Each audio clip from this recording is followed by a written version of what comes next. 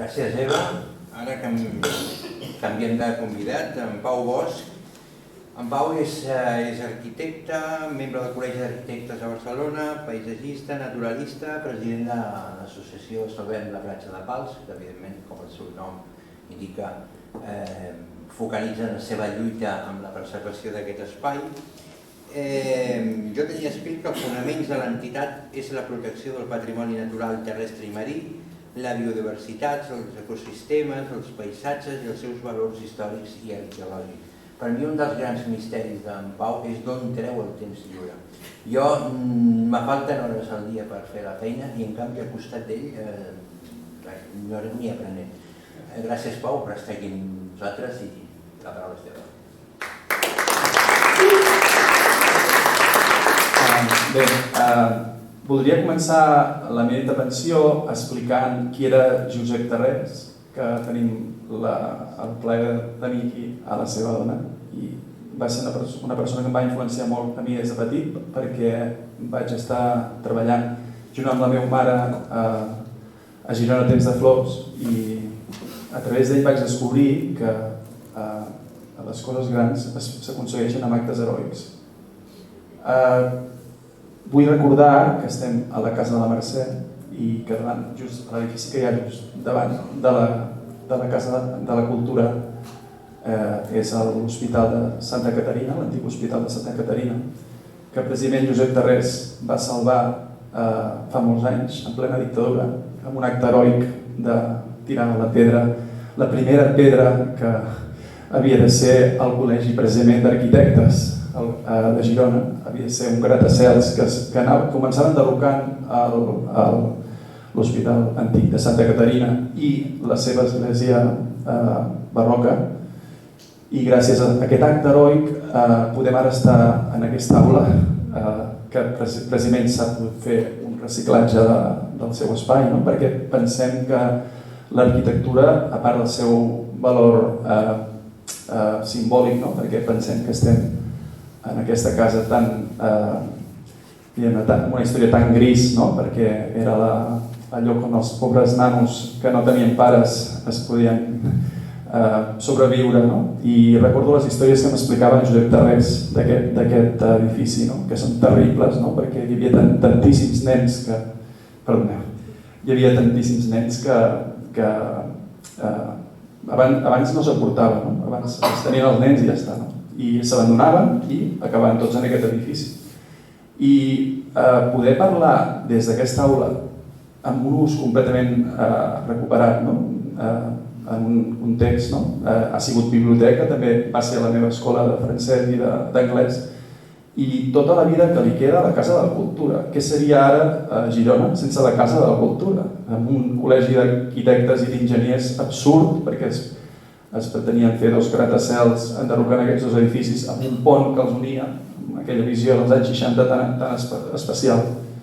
I de la mateixa manera puc parlar dels actes heroics, per exemple, del Marisol Perea, que és una persona que ha lluitat des d'un primer moment que va poder tenir la possibilitat de fer-ho des de l'Ajuntament per aconseguir el que nosaltres estem lluitant ara, que és aprofitar un equipament que ja existeix dintre d'un parc natural perquè acabi sent un museu que recordi alguna cosa tan important com què va ser el que anava a ser la Tercera Guerra Mundial. El que va evitar la Tercera Guerra Mundial molt probablement ho podem explicar gràcies a Radio Liberty. Radio Liberty va evitar la Tercera Guerra Mundial i probablement la guerra d'Ucrània no existiria en aquests moments si Radio Liberty encara existís. Perquè, entre altres coses, internet no és tan poderós, perquè és molt fàcil de manipular internet.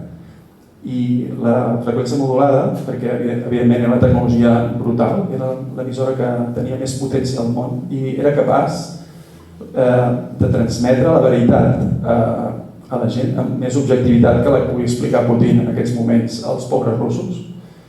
I recordo moltes amistats meves de Rússia que vaig tenir el plaer de conèixer quan jo estudiava a Lund, a Suècia, i vaig tenir l'oportunitat de viure a un centre cultural rus i m'explicaven la importància que va tenir per ells a la seva joventut Radio Liberty, perquè era l'única font de notícies fidedigna durant el comunisme.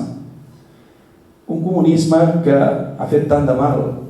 Jo tinc el plaer d'estar casat amb una noia cubana que no ha pogut acompanyar-me avui. I tots els seus companys de la seva ciutat natal, en aquest moment tan crític per a Cuba com és la pandèmia, ha sigut molt, molt cru, han fugit.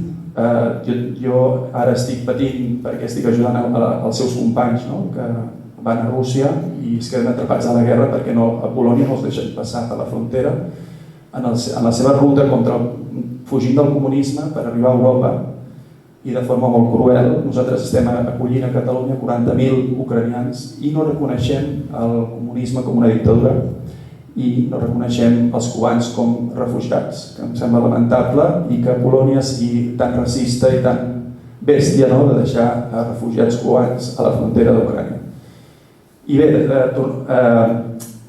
això ha sigut un record, una mica un paral·lelisme que volia fer de la Casa Cultura, perquè és tan important, i amb Josep Tarrés, amb la Pia, també amb la meva mare, vam poder fundar l'associació de jardins històrics i paratges naturals, que per en Tarrés tan important era i que alguns polítics ens van ficar moltes traves per poder desenvolupar. Era la important missió de salvaguardar el patrimoni cultural dintre dels jardins, dintre dels parcs, dintre dels paratges naturals. És a dir, és important un paratge, és important Radio Liberty, precisament per al seu valor cultural, històric i simbòlic dintre del parc natural. No és, el parc natural en si no existeix, és un reglament, és una frontera, és un plànol, és un dibuix. Però el que li dona un valor afegit a un parc natural és tot el patrimoni històric i natural que té dintre del parc natural. Per tant, és un contrasentit total en un moment, en un context com aquest, en el qual és tan fàcil aconseguir fons europeus, tan fàcil justificar que són compatibles amb la recuperació històrica, arquitectònica, patrimonial de Radio Liberty. És tan difícil explicar que s'utilitzaran aquests fons europeus per enderrocar, trinxar les runes i deixar-les com té pensat Traxa i deixar-les a dintre del parc natural. Sembla una idea surrealista. I gràcies a la persistència de l'Eva, que també és un acte heroic, Eva i Joaquim han sigut a les persones que a mi m'han tirat del carro, perquè moltes vegades ha sigut una lluita tan dura perquè vas en contra de tothom, vas en contra de tots els partits polítics. Partits polítics que, no oblidem, localment diuen una cosa, al Parlament en diuen una altra i al Congrés en diuen una altra de molt diferent, depenent dels interessos de cada moment. Perquè sí que és veritat que sobren diners, però no per tot. Hi ha interessos per sobre del bé comú, perquè al final estem lluitant pel bé comú, no estem lluitant per al bé personal de ningú aquí. I volia parlar breument de la figura molt desconeguda d'Agustí Borrell. Agustí Borrell Senat era un arquitecte que va tocar amb forces estils. Aquí tenim un recull breu perquè és una obra molt extensa de l'arquitecte que feia Radio Liberty. Radio Liberty, pensem que en aquell moment va ser una obra revolucionària, estil racionalista, com inspirat en Le Corbusier. També hi ha un exponent important en l'època, que és Bosch Aymerich, que va fer Capçassal i també va utilitzar molt l'estil racionalista. I aquí podem veure obres tan importants, totes catalogades, totes protegides per al més alt grau nivell de protecció que es pot tenir, com el Col·legi d'Advocats de Barcelona, que és una obra magnífica d'un estil més romàntic, més neoclàssic, però no deixa de ser una obra magnífica, a més amb un jardí preciós.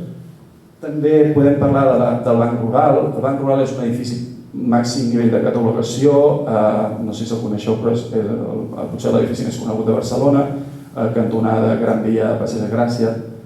Altres obres que hem de lamentar la seva desaparició perquè són racionalistes, també inspirades en altres arquitectes com Poder o l'època també de la fàbrica Seat. Podem veure, també va fer molta obra escolar, religiosa. I bé, jo crec que és una oportunitat única, no tan sols pel fet del valor simbòlic de Radio Liberty, que és evitar la Tercera Guerra Mundial i moltes altres coses, perquè hi ha una doble lectura, van fer coses molt bones i coses molt dolentes. I probablement per això ningú tingui interès de fer el museu. Perquè al museu probablement es descobreixen moltes coses que ara no es podrien explicar.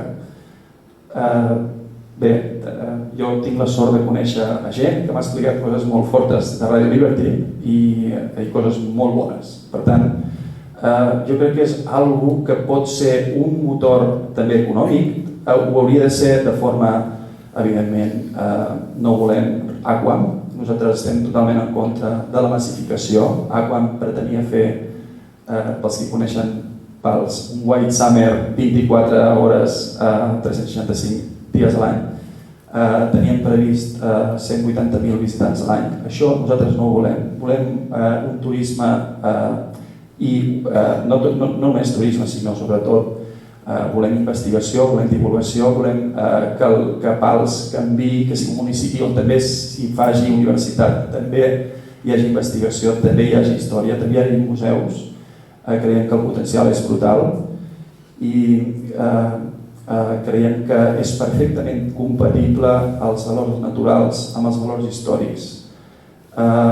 Pel que fa, potser no he parlat gaire de la part natural, però és molt important que es faci alguna cosa. Nosaltres estem molt preocupats perquè actualment, ara recentment acaben de descobrir que han ficat una nova guingueta davant de Radio Liberty, la qual cosa em sembla lamentable perquè és parc natural. Hem lluitat perquè no es faci neteja amb tractor, que pensem que és una zona de nidificació d'una espècie en perill d'extinció, que és el coriol camanegre, que és un au que nidifica a la platja, a la sorra de la platja, i sembla que finalment el parc natural ho ha prohibit. I també és molt important que hi hagi àrees vigilades amb un horari lliures de trepig. És a dir, l'encintat actual és totalment insuficient. Nosaltres hem denunciat motorització, motos, cotxes constantment, gent fent festa, focs artificials cada nit, botellons, etc. I creiem que és superimportant tenir una activitat legal, una activitat, per què no, museística, amb un horari, com és, per exemple, un exemple molt bo, que és el Portalet. El Portalet és un parc natural, que és els Aiguamolls de l'Empordà, que van recuperar tot el patrimoni arquitectònic, que probablement no sigui tan important com aquest, perquè, per exemple, hi havia unes sitges, que eren unes sitges industrials, i les van recuperar per fer un observatori, que està molt ben fet, i de dubtós valor arquitectònic, unes sitges on s'hi feia gra, on s'emmagatzemava, i s'han reconvertit, perquè ara, per exemple, els Aiguamolls de l'Empordà, sense les sitges dels observatoris, no tindrien el mateix valor. Com tampoc tindria el mateix valor sense el Portalet. El Portalet és un lloc de divulgació del parc natural, un lloc on els mateixos, on tenen els vigilants també tenen un lloc per poder estar, un lloc on es fa divulgació del què representa el parc natural, també uns serveis, també on es cobra una entrada. Nosaltres també estem a favor de que la gent que vingui en cotxe pagui una entrada que reverteixi amb Radio Liberty. I per què no recuperar els dos aiguamolls que es van dessecar durant l'època americana, l'època d'ocupació americana, per necessitats òbvies, van haver de dessecar els aiguamolls que creiem que s'haurien de recuperar amb uns punts d'observació. Els punts d'observació i recorreguts que s'haurien de dissenyar, nosaltres creiem que de forma similar als aiguamolls de l'Alt Empordà, i creiem molt important que no els plans de l'administració que són enderrocar i res més, doncs no. La part més important a treballar és la part no construïda, que és la que hem de recuperar i hem de vigilar i cuidar, perquè tal com està ara la part natural desapareixerà l'estaquis marítima, que és una espècie endèmica també en perill d'extinció, només està a Pals, i també desapareixerà el corriol camanegre, que per sort, gràcies al treball incansable del parc natural, estem recuperant en nombre de cries i en nombre de parelles i de cries nascudes a la platja de Pals. Moltes gràcies. Aquesta és una axonomètrica de com hauria d'estar ara Ràdio Oliver. És un dibuix de l'arquitecte d'Agustí Borrell, amb el que podem veure en plena esplendor. I una mica per donar-nos compte de l'època en la que es va dissenyar. Mireu els cotxes, són els cotxes que pots trobar a Cuba dels anys 50, i l'estructura que es troba en perfecte estat, perquè també l'edifici té una innovació tecnològica que és el formigó armat, que ja va començar a utilitzar gràcies a la tècnica de Bosch Aymeric, que va estudiar a la Universitat de Cambridge i va portar a Catalunya aquesta tecnologia que era nova en aquell moment. I per això podem agrair a l'arquitecte que està en tan bon estat. Molt bé. Doncs ara li tocaria el torn, gràcies Pau.